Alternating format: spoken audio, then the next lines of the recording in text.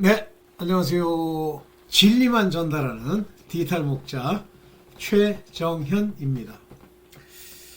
이제 한 주 지나가면서 12월 이제 2025년 이제 얼마 안 남았죠?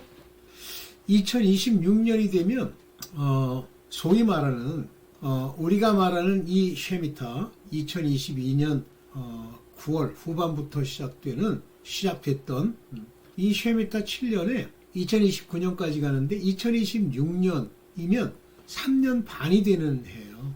그래서 실제 3년 반 동안에는 재앙도 있고 여러 가지 어려움이 있지만 만약에 이제 이 3년 반에 2026년이 소위 말하는 이제 휴거가 일어날 본격적인 환란이 시작될 그런 초입부 3년 반에 끝나는 재앙의 3년 반이 시작되는 그 부분이 되면 그 중동 전쟁이 일어나게 돼 있죠. 그건 뭐 아시죠? 그래서 중동에서 전쟁이 일어나면서 3분의 1이 그러니까 인류의 3분의 1이 아니에요.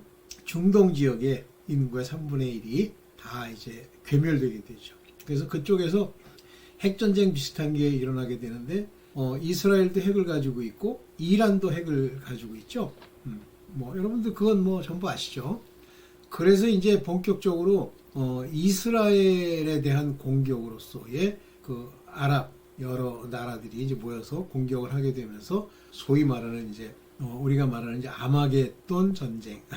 아마겟돈 전쟁 전에 황충재앙이 있고 이제 그러면서 마지막 전쟁이 있죠. 황충재앙과 함께 전쟁이 일어나죠.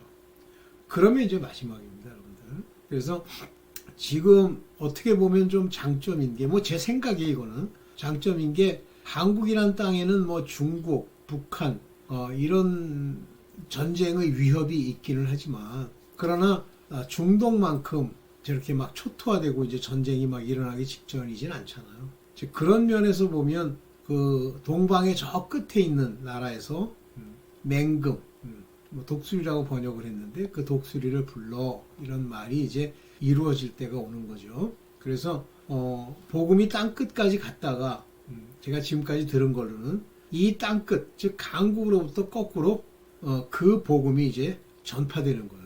이스라엘 땅까지. 그러면서 이제 급전직하 이제 마지막으로 들어가는데 어쨌든 지금 그런 시기라는 점 여러분들 생각하시고요. 뭐 여러분들 이제 성경에 보면 하나님을 아는 자들, 성령으로 말미암은 자들, 또 기름을 준비한 자들에게는 예수께서 재림하시기 위해서 이제 환란이 일어나는 그때를 안다고 그랬죠. 그래서 뭐 세상 돌아보고 뭐 집으로 뭐 물건 가지러 가고 뭐 이렇게 하지 말고 그냥 거기서 끝이다 싶어서 가래잖아요. 그죠? 이제 그런 때가 왔는데 이 안 믿는 자들, 그러니까 믿음이 전혀 없다는 게 아니라 이제 깨어있지 못한 자들이 있죠. 이 깨어있지 못한 자들에게는 이 마지막이 홍수에 엄몰된 같이 갑자기 온다고 돼 있어요. 그러면 여러분들 지금 이렇게 지내면서도 당장 지금 뭐 중동이나 이스라엘처럼 막 이 포탄이 떠지고 뭐 이렇게 전쟁의 그 징후를 보는 때가 아니잖아요. 근데 아마도 그 우크라이나나 러시아 같으면 그걸 보게 될 거예요. 그 근처 전후에서. 그래서 그런 사람들은 좀 신경이 많이 쓰이겠지만 우리 같은 경우는 마치 편안하다. 뭐 이만하면 살만하지. 뭐 무슨 뭐 짐승의 표가 어쩌고. 아직 괜찮을 거 없잖아요. 근데 그렇지 않아요. 그 홍수가 내릴 때 노아의 때처럼 40일 주야로 내리잖아요. 근데 일주일 동안 방주의 문을 열어놓죠. 그리고 이제 하나님이 닫으라고 그럴 때 그걸 닫게 되는데 닫을 때까지도 노아의 시대의 사람들이 장가가고 시집가고 먹고 마시고 사업하고 이랬어요. 그러다가 뭐 제 상상입니다만 이제 문을 닫고 나서 빗방울이 좀 떨어졌겠죠. 그래서 장마가 왔나? 왜 이렇게 비가 이렇게 자주 와? 이러는데 이 비가 하늘에 문이 열려서 거기서부터 물이 떨어져 내리는데 상상도 못하는 양을 계속 퍼부으니까 40일 주야를 퍼부었다고 그랬어요. 그러다 보니까 다 잠겼잖아요. 지구상의 모든 땅이 다 잠겼다. 그러면 그 물이 어디서 나오느냐? 하여튼 하늘의 문을 여셨다 그러니까 하늘에 이제 많은 물, 우리 사이에 궁창을 두었지만 하늘 위에도 물, 하늘 아래도 물이잖아요. 이렇게. 그래서 이제 결국 망하는데 여러분들 좀 신경을 좀 쓰시고 우리 한번 본격적으로 본격적으로 이제 한번 얘기를 해봅시다. 오늘 여러분들한테 드리려고 하는 얘기는 하나님이 어렴풋이 제게 이제 아주 커다란 흐름, 전체적인 하나님의 설계도, 계획, 뜻, 주권, 뭐 이거는 뭐 하나님이 제게 말씀처럼 주신 거예요. 그래서 지금 뭐 무슨 뭐 하나님의 주권이 뭐 어쩌고 뭐 무슨 뭐 인간의 자유의지가 어쩌고 그러면 여러분들 사망입니다. 사망. 아직도 그거 못 깨달으면요. 그냥 억지로 자기를 위해서 뭐 내가 주여 내가 무엇을 하여야 주께 가리까 이따오 소리 하면요. 그거는 끝난 거예요. 내가 무엇을 하고 하나님께 대한 열심을 가지고 뭘 모양을 보이고 뭐 교회를 다니면서 큰 뭐 모임이 있어가지고 거기서 뭐 찬양 대회 뭐 찬양 성가대로서 일하고 아무 소용없어요. 도리어 그런 일을 하는 자들은 마치 지금도 그 생각이 있잖아요. 내가 이쯤 했는데 하나님이 날 외면하겠어? 외면합니다. 우리가 한 악행을 기억 못하죠. 우리가 얼마나 이 땅에서 이 세상을 따라서 살았으며 세상을 사는 동안에 어떤 일들이 있어요. 온갖 악들이 다 있잖아요. 난 악을 안 행했는데 뭘 안 행해.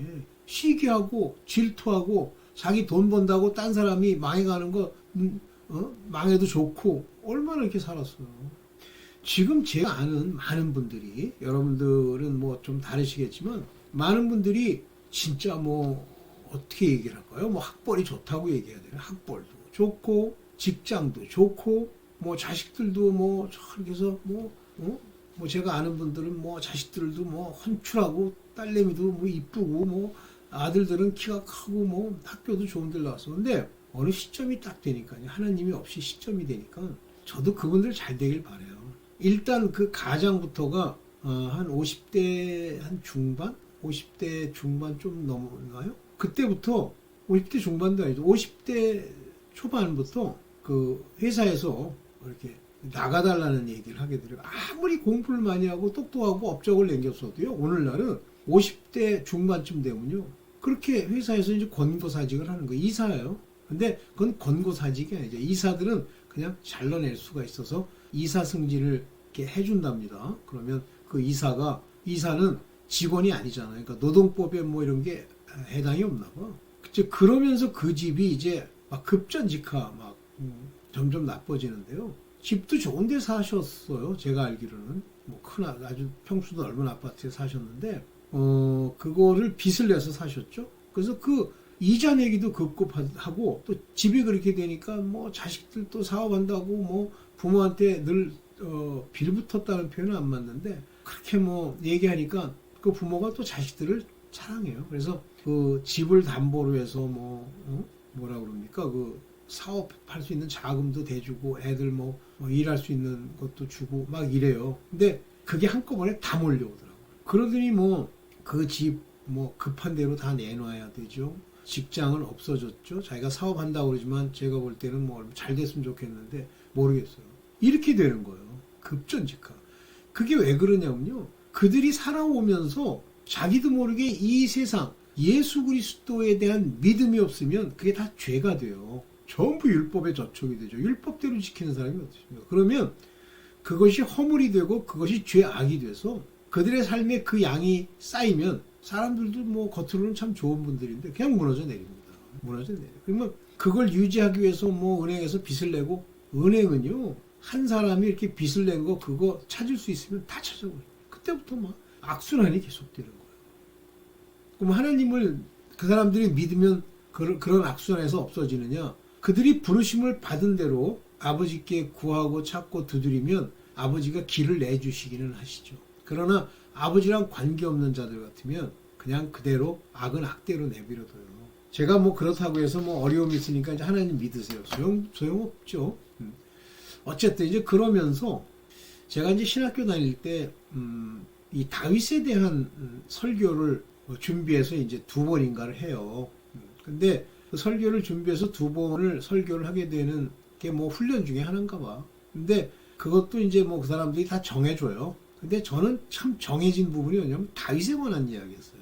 그래서 이제 역대하와 사무엘 상하를 보면 다윗이 이제 그 인구를 계수하는 얘기가 나옵니다. 그런데 이제 그때 당시에 뭐 저는 이제 상당히 많은 걸 깨닫게 됐고 뭐 깨닫는 만큼 뭐 신학교든 뭐든 말을 그들이 듣기 싫은 대로 하고 이러던 시절인데 그걸 받아서 설교 준비를 했는데 거기서 그 설교 준비를 하면서 제가 깨달은 게 있어요. 다윗에게 인구를 계수하라는 명을 내리시죠. 하나님이. 그러니까 하나님이 내리신 건 아니에요. 성경에 뭐라고 되어 있냐면 그를 격동하사 이렇게 나와 있고 사단이 그를 격동했다고 나오고 하나님이 그를 감동하사라고 나와요. 근데 감정적 변화로 다윗이 이제 인구 계수하라는 생각을 합니다. 그때 하나님이 뭐라고 말씀을 하시냐면 다윗의 그런 마음을 감동시키냐면 이스라엘을 벌하시려고 이렇게 나옵니다. 그러니까 이스라엘에 나쁜 거리가 있는 거예요. 그래서 이스라엘 전체에 대해서 경고를 하시는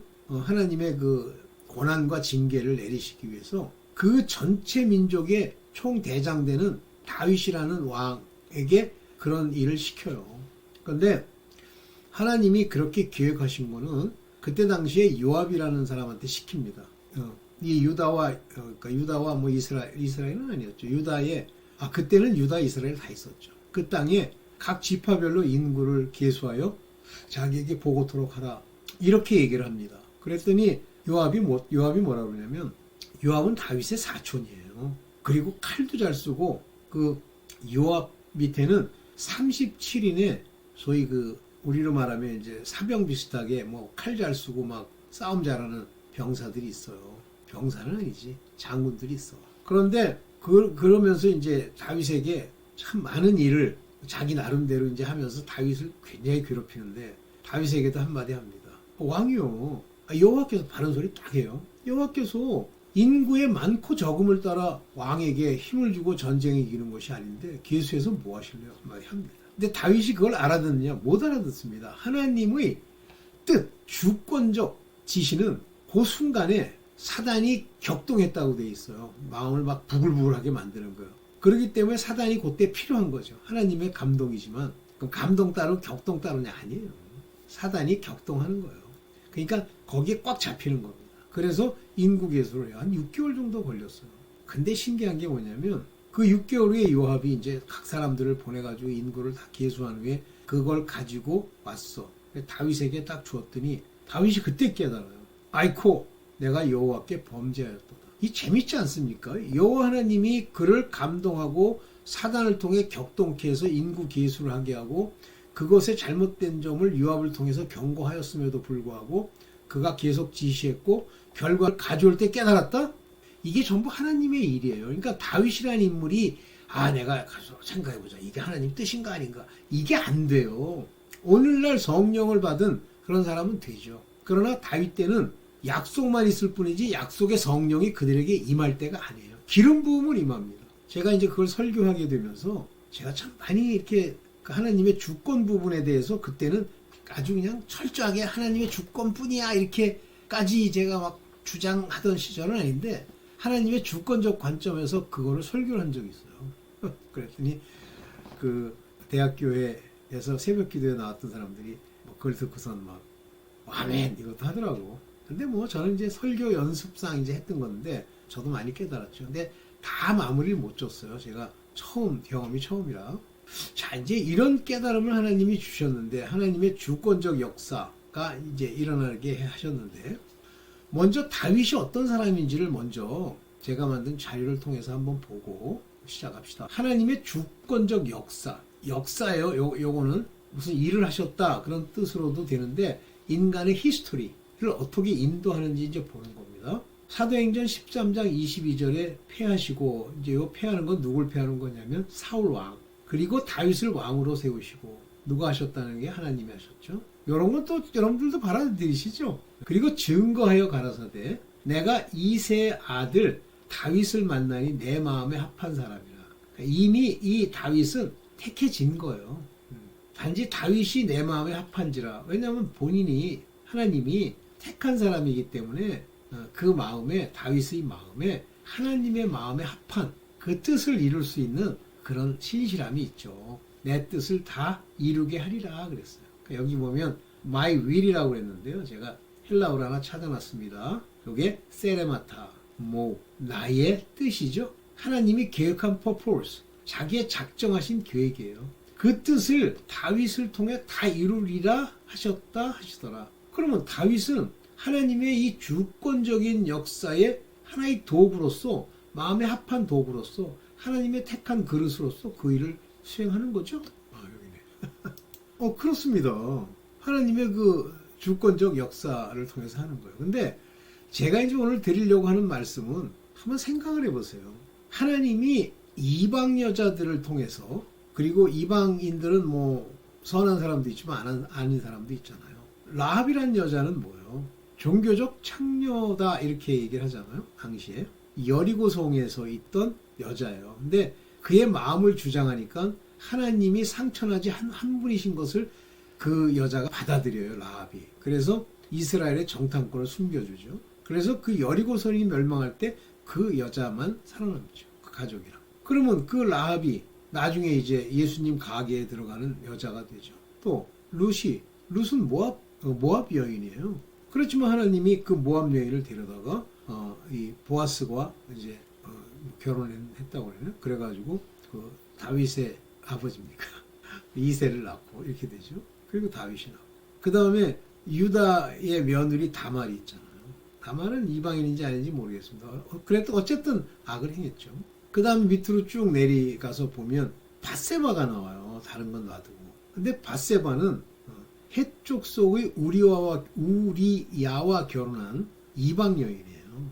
그런데 밧세바가 나옵니다. 그러면 하나님이 밧세바라는 여자가 예수 그리스도의 여자 쪽 가계, 이방인으로서의 가계에 들어있어요. 뭐 제가 그런 얘기도 많이 쓰는데 뭐 밧세바가 있고 뭐 모세바가 있고 뭐 가세바가 있다. 그러면 가세바가 뭐 이렇게 선택됐어. 그러면 이제 정경이 다 밧세바가 아니고 가세바로 바뀌느냐, 안 그래요? 하나님의 모든 뜻, 세레마타라고 하는 건 이미 정해져 있는 거예요. 그래서 밧세바라는 여자가 그때 있을 거고, 그 여자를 통해서 이제 다윗과 그 여자를 통해서 예수 그리스도의 그 가계가 나오죠. 그게 나중에 이제 마리아까지 내려가잖아요. 그죠? 그래서 어쨌든 저는 그 마리아, 요셉의 아내가 되는 그 마리아, 그 여자도 이방인이라는 얘기를 들었습니다. 정확하게 모르겠어요. 더 찾아볼 거예요. 이랬습니다. 그래서 그러면 밧세바를 다윗이 취한다? 누군가 이제 만약에 뭐 우리는 그 하나님의 뜻을 모르니까 그럼 밧세바를 다윗이 이렇게 취하잖아요. 그때 다윗이요 그 여자에 대해서 물어요.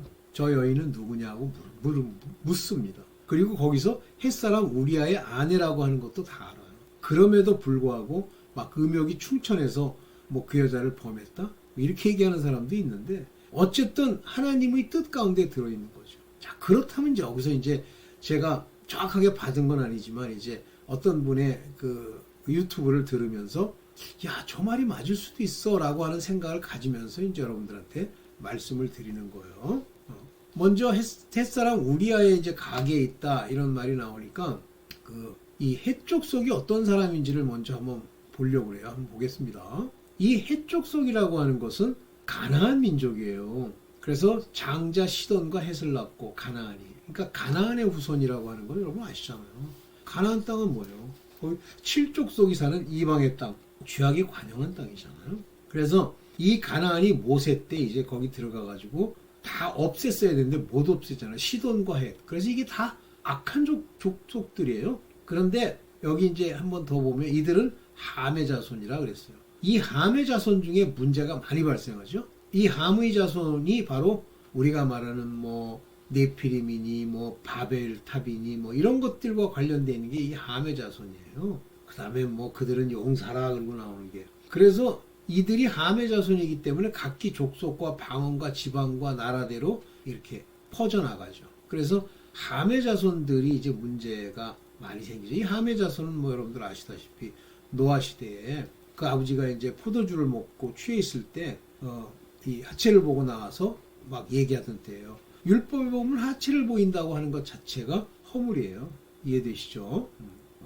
그래서 이 헷족 속에 대해서 이제 어떤 얘기가 나냐면 에서가 헷족 속의 딸들과 혼인을 해요. 여기 보면 창세기 26장 34절에 보면 에서가 40세 헷족 속 부에리의 딸 유딧과 헷족속 엘론의 딸 마스맛을 아내로 취하였더니.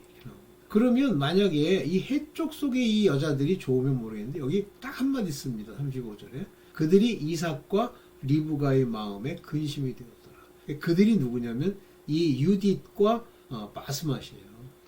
그래서 이 마음에 근심이 되었다는 이 근심이라는 표현으로 여기 보면 모라라는 단어를 씁니다.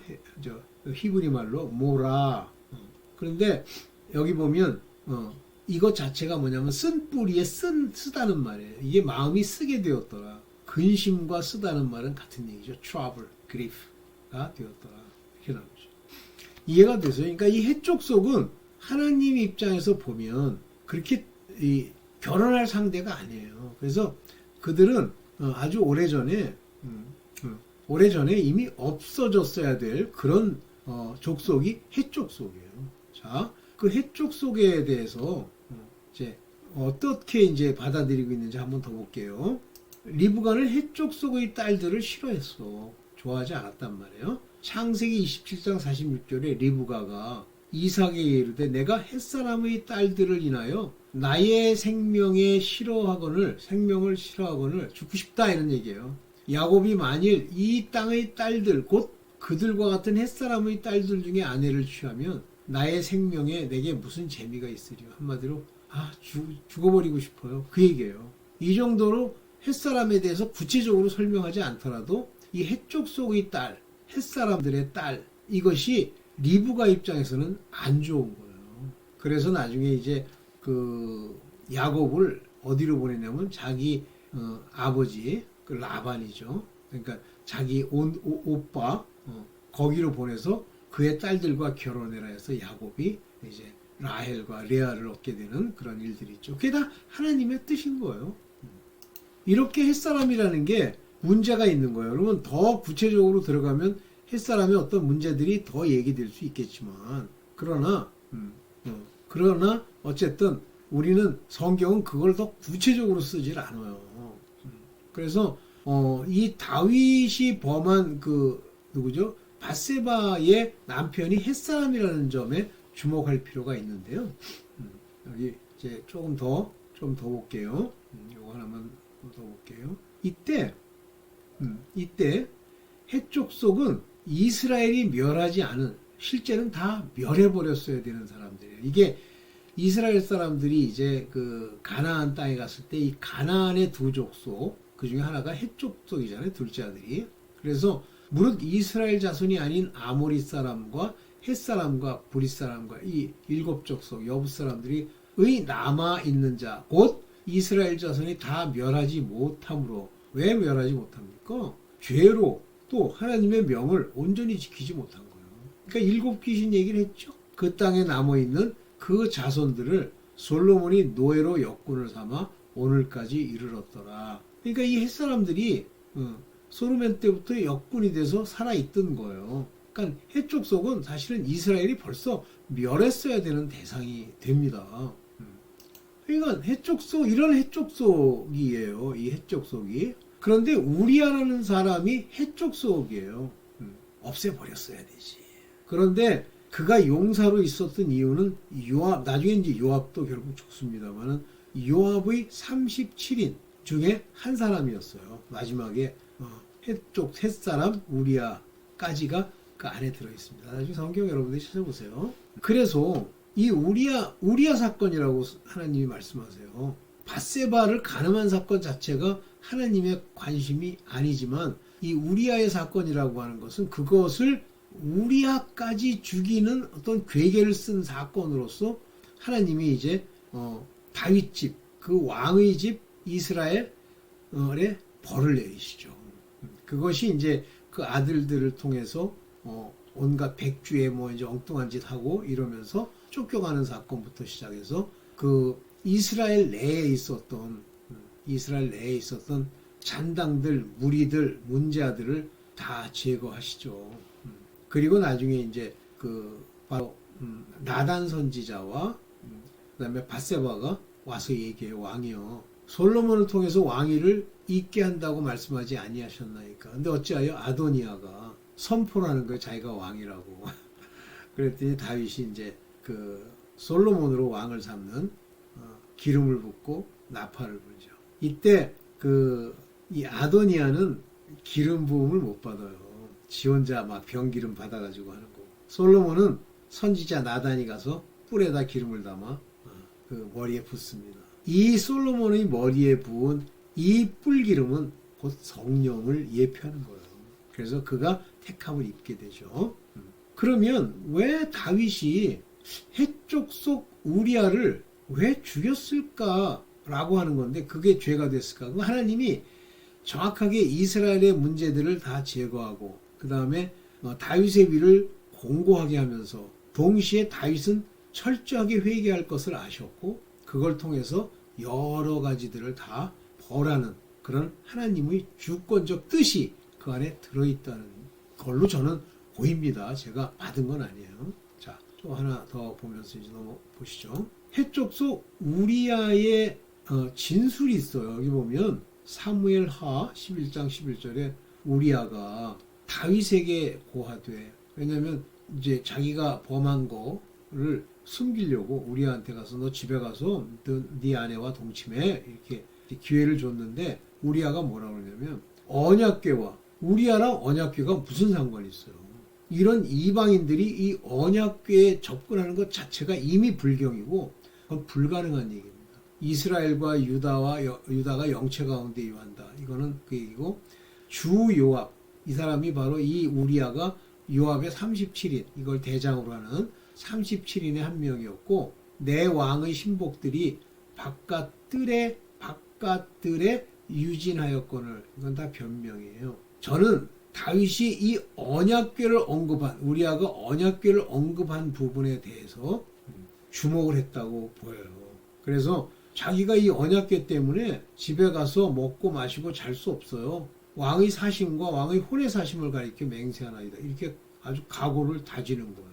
한마디로 언약궤를 언급한 우리아, 해쪽 속 우리아는 결국 죽어야 되는 그런 운명적 단초를 제공한 건데 굉장히 중요한 얘기죠. 이 언약궤라고 하는 건 이미 하늘의 언약궤가 이미 있기 때문에 지금 언약궤 찾으러 다니는 사람들은 성경도 안 읽은 사람이에요. 언약궤는 이젠 앞으로 찾지도 만들지도 너희가 볼 수도 없으리라 그랬어요. 언약궤는. 그 언약궤는 하늘에 있다 이렇게 얘기하고 있습니다.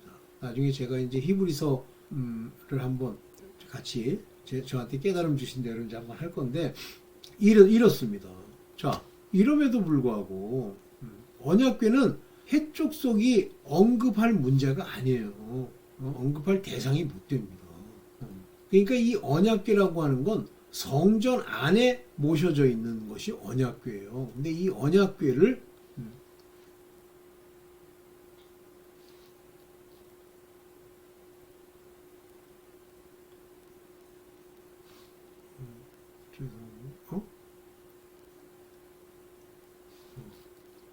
예.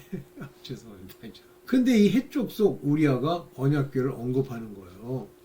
왜냐하면 이 언약궤는 하나님의 성전, 곧 하나님의 성전에 누구만 들어가죠? 하나님의 택하심을 입은 자들, 그리고 이스라엘의 하나님이 세운 자들, 이런 자들만 들어가는 거죠. 한번 보면은요. 계시록 11장 19절에 보면 하늘에 있는 하나님의 성전이 열리니 이제 드디어 열리는 거야. 마지막 때가 되니까. 성전 안에 하나님의 언약궤가 보이며 이미 언약궤는 모형이긴 하지만 하늘에만 있어요. 예수 그리스도가 오신 이후에는 이 언약궤가 땅에 있을 이유가 하나도 없어요. 율법의 모든 언약의 완성이시고 새 언약을 주셨기 때문에 오늘날 언약궤 찾으러 다닌다? 그거는요 지금 성경을 모르는 거예요. 근데 이스라엘 사람들은 성경을 모르죠. 근데 가끔 복음을 들었다는 자들도 언약궤 언급하는 사람들이 있는데 그러면 안 돼요. 언약궤는 지금 찾거나 혹시 있다 그러면 근처에 가서도 가면 되지. 보겠다고 관광 차원에서 위험합니다. 그래서 이와 같이 이 언약궤는 성전에 있는 것으로서 이것은 믿는 자의 소산과 이스라엘 남은 자들만 들어갈 수 있는 성전이고요. 해쪽 속 같은 이방인들 이건 이방 레벨을 넘었죠. 가나안 족속들. 즉 오늘날 마귀 7귀신에 해당되는 이 족속들은 언급할 대상이 아닌 겁니다. 근데 감히 언급을 한 거야. 그러니까 결국 죽는 거예요, 그걸로. 그래서 저는 뭐 제 생각입니다만 이러한 우리아를 죽이는 일을 하시죠. 그런데 그 죽이는 일을 뭐 하나님이 그를 없애라라는 명이 안 내렸지만 하나님의 뜻을 따라 그를 없애잖아요. 죽이잖아요.